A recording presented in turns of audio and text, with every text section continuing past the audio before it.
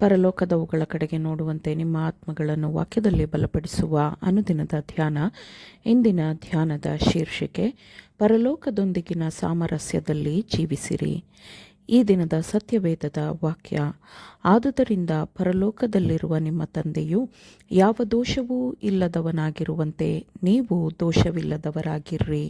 ಮತ್ತಾಯ 5ನೇ ಅಧ್ಯಾಯ 48ನೇ ವಚನ.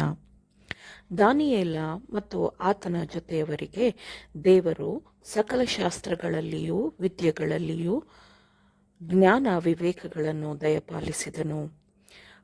ಲೋಕದ ಆ ಕಾಲದಲ್ಲಿ ಬಾಬಿಲೋನ್ ದೇಶವು ಅತ್ಯಂತ ದೊಡ್ಡ ದೇಶವಾಗಿತ್ತು. ಭೂಪರಲೋಕಗಳ ಸೃಷ್ಟಿಕರ್ತನೂ ಒಬ್ಬನೇ ಸತ್ಯದೇವನೂ ಆಗಿರುವವನ ಜ್ಞಾನವನ್ನು ಬಾಬಿಲೋನ್ ರಾಜನಿಗೂ ಅಲ್ಲಿನ ಪ್ರಭುಗಳಿಗೂ ತಿಳಿಸಿಕೊಡಲಿಕ್ಕಾಗುವಂತೆ ದಾನಿಯೇಲ ಮತ್ತು ಅವನ ಜೊತೆಯವರು ಸೆರೆಯಾಗಿ ಬಾಬಿಲೋನಿಗೆ ಹೋಗುವಂತೆ ದೇವರು ಅನುಮತಿಸಿದ್ದನು. ದಾನಿಯೇಲನ ಶಿಸ್ತು ವರ್ತನೆಗಳು ಸರಿಯಿದ್ದುದರಿಂದ ದೇವರು ದಾನಿಯೇಲನನ್ನು ಕಂಚುಕಿಯರ ಅಧ್ಯಕ್ಷನ ಅನುಗ್ರಹಕ್ಕೆ ಒಳಪಡಿಸಿದನು.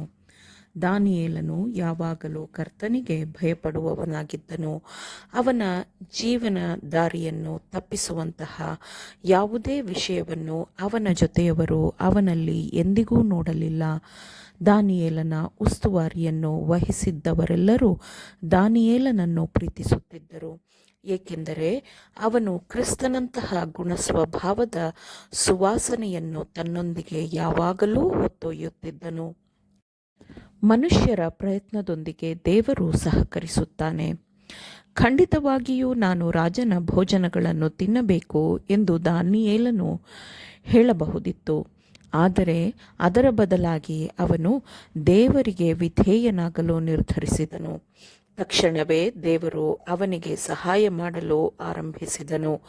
ಆದುದರಿಂದ ನೀವು ದೈವಿಕ ಆಜ್ಞೆಗಳನ್ನು ಪಾಲಿಸಬೇಕು ಎಂದು ನೀವು ನಿರ್ಧರಿಸಿದಾಗ ಪರಲೋಕವು ಅನುಮೋದಿಸುವ ಸಾಕ್ಷಿಗಳು ನೀವಾಗುವಂತೆ ದೇವರು ನಿಮ್ಮೊಂದಿಗೆ ಸಹಕರಿಸುತ್ತಾನೆ. ಯಾವ ಸ್ಥಾನದಲ್ಲಿ ನಿಮ್ಮನ್ನು ಇರಿಸಲಾಗುತ್ತದೆಂದು ನಿಮಗೆ ತಿಳಿದಿರುವುದಿಲ್ಲ. ಈ ಲೋಕದ ಬಲಿಷ್ಠರಿಗೆ ಸತ್ಯದ ಜ್ಞಾನವನ್ನು ತಿಳಿಸಲು ದಾನಿಯೇಲನನ್ನು ಬಳಸಿಕೊಂಡಂತೆ ದೇವರು ನಿಮ್ಮನ್ನೂ ಬಳಸಿಕೊಳ್ಳಬಹುದು. ನಿಮಗೆ ಜ್ಞಾನ ಮತ್ತು ತಿಳುವಳಿಕೆಯ ಅಗತ್ಯತೆ ಇದೆಯೋ ಎಂದು ಹೇಳುವುದು ನಿಮ್ಮ ಮೇಲೆಯೇ ಅವಲಂಬಿತವಾಗಿದೆ. ನಿಮ್ಮ ಕಲಿಕೆಯಲ್ಲಿ ದೇವರು ನಿಮಗೆ ಕೌಶಲ್ಯವನ್ನು, ತಿಳುವಳಿಕೆಯನ್ನು ನೀಡಬಲ್ಲವನಾಗಿದ್ದಾನೆ. ನೀವು ತೆಗೆದುಕೊಳ್ಳುವ ಅಧ್ಯಯನದ ವಿಷಯಕ್ಕೆ ನೀವು ಹೊಂದಿಕೊಳ್ಳುವಂತೆ ಆತನು ನಿಮಗೆ ಸಹಾಯ ಮಾಡಬಹುದು. ದೇವರೊಂದಿಗಿನ ಸರಿಯಾದ ಸಂಬಂಧದಲ್ಲಿ ನಿಮ್ಮನ್ನು ನೀವು ಇರಿಸಿಕೊಳ್ಳಿರಿ. ಇದನ್ನು ಮೊದಲು ನಿಮ್ಮ ಆಸಕ್ತಿಯನ್ನಾಗಿ ಮಾಡಿಕೊಳ್ಳಿರಿ. ನೀವು ದೇವರ ಸಾಕ್ಷಿಗಳಾಗಬೇಕು ಎಂದು ದೇವರು ಬಯಸುತ್ತಾನೆ. ನೀವು ಸರಿಯಾದ ರೇಖೆಗಳ ಮಧ್ಯದಲ್ಲಿ ಚಿತ್ರ ಬಿಡಿಸಬೇಕು ಎಂದು ಆತನು ಬಯಸುತ್ತಾನೆ.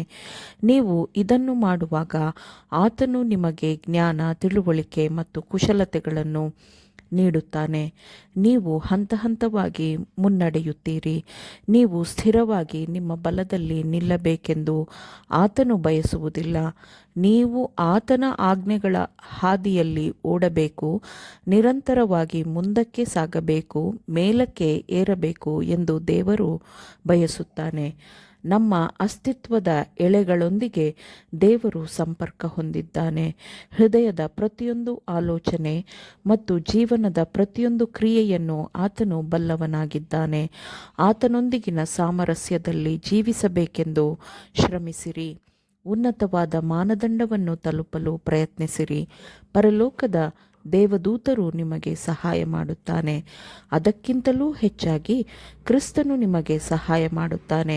ಬೇರೆ ಯಾರಿಗಿಂತಲೂ ಹೆಚ್ಚಾಗಿ ಜೀವದ ಪ್ರಭುವಾಗಿರುವವನು ನಿಮ್ಮ ರಕ್ಷಣೆಯ ವಿಷಯದಲ್ಲಿ ಹೆಚ್ಚು ಆಸಕ್ತಿ ಹೊಂದಿದ್ದಾನೆ. ಆತನು ನಿಮಗೆ ಏನು ಮಾಡಿದ್ದಾನೆ ಎಂಬುದನ್ನು ನೀವು ಮೆಚ್ಚುವ ಮೂಲಕ ನೀವು ಆತನನ್ನು ಘನಪಡಿಸುತ್ತೀರಿ. ನಮಗಾಗಿ ಮರಣ ಹೊಂದಿರುವುದು ವ್ಯರ್ಥವಾಗಿಲ್ಲ ಎನ್ನುವ ಹಾಗೆ ನಾವು ಜೀವನ ಮಾಡಿದ್ದಲ್ಲಿ ನಾವು ದೇವರನ್ನು ಘನಪಡಿಸಬಹುದು, ದೇವದೂತರನ್ನು ಸಂತೋಷಪಡಿಸಬಹುದು. ಪರಲೋಕದ ಪುಸ್ತಕಗಳಲ್ಲಿ ನಿಮ್ಮ ಹೆಸರಿನ ಮುಂದೆ ಜಯಶಾಲಿ ಎಂದು ಬರೆದಿರಬೇಕೆಂದು ನೀವು ದೃಢಚಿತ್ತದಿಂದಿರಿ. ಆಗ ಅತೃಪ್ತಿ, ದುಃಖಗಳು ಮಾಯವಾಗುತ್ತವೆ. ಪವಿತ್ರಾತ್ಮನಲ್ಲಿ ನಿಮ್ಮ ಹೃದಯಗಳು ಶಾಂತಿ ಮತ್ತು ಸಂತೋಷದಿಂದ ತುಂಬಿರುತ್ತದೆ. ಆಮೇನ್. ದೇವರ ವಾಕ್ಯಗಳನ್ನು ಶ್ರದ್ಧೆಯಿಂದ ಆಲಿಸುವವರು ಮಾತ್ರವೇ ಆಗಿರದೆ ಪಾಲಿಸುವವರು ಆಗಬೇಕೆಂದು ನಿಮ್ಮನ್ನು ಉತ್ತೇಜಿಸುತ್ತೇನೆ. ಪರಿಶುದ್ಧಾತ್ಮನ ಸಹಾಯದಿಂದ ಆಲಿಸಿದ ನಿಮ್ಮೆಲ್ಲರಿಗೂ ಧನ್ಯವಾದಗಳು. ಮತ್ತೆ ದೈನಂದಿನ ಧ್ಯಾನಕ್ಕಾಗಿ ನಾಳೆ ಸಂಧಿಸೋಣ. ಆಮೇನ್.